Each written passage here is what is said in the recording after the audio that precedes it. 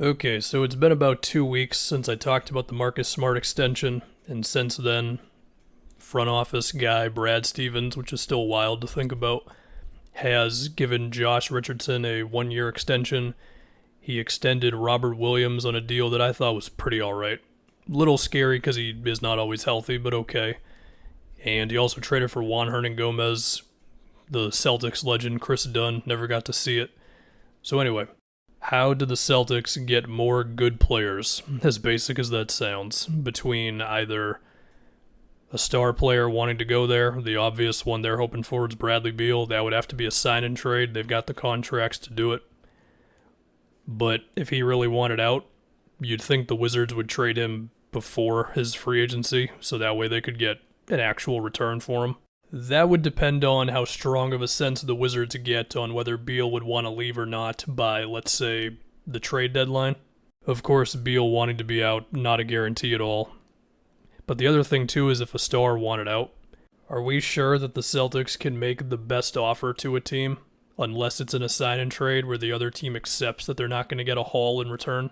They've got players, they've got contracts, but I feel like they would need Peyton Pritchard, Aaron Nesmith, Robert Williams, Romeo Langford, one of these guys to take a bit more of a jump so another team would be actually really excited about taking a few of those guys back in a trade on top of a bunch of Celtics picks and on top of potentially Marcus Smart's contract or Richardson's contract or whatever.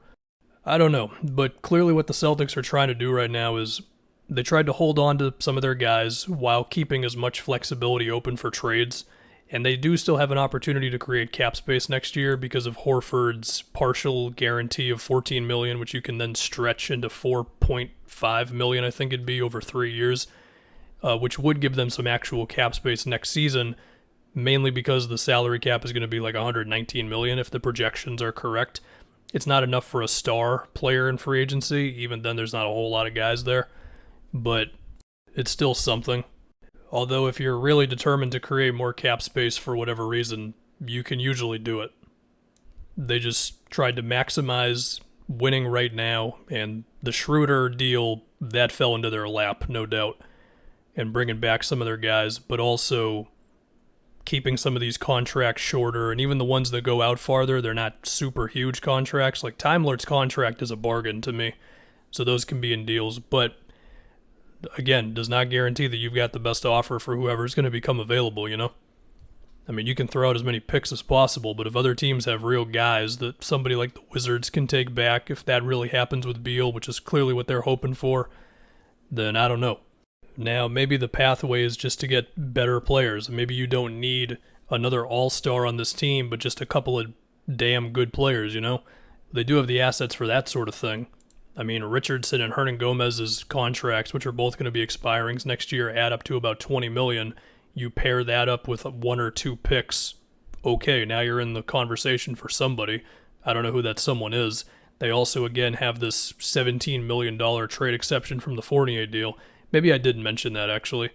But I think amongst all of this, because nowadays NBA players have a lot more leverage in dictating where they want to end up. Sure, the length of their contract matters a lot there, and whatever else. Every situation is specific, but the best thing to do is establish a culture of the Celtics are not a mess, which last year they were a mess. Sure, injuries certainly played a part in that, and positive tests and all that, but just getting things back to being a very respectable team, potentially 50 wins if things go really well, Tatum and Jalen playing awesome, Marcus Smart getting back to all defense, Horford at least holding on for one more year of the solid two-way play, Robert Williams being their version of Clint Capella, with a little bit more passing, Dennis Schroeder coming in with something to prove but not playing outside of the offense at the same time. There's a fine line between him going in ISOs and just taking it himself for a difficult shot or whatever,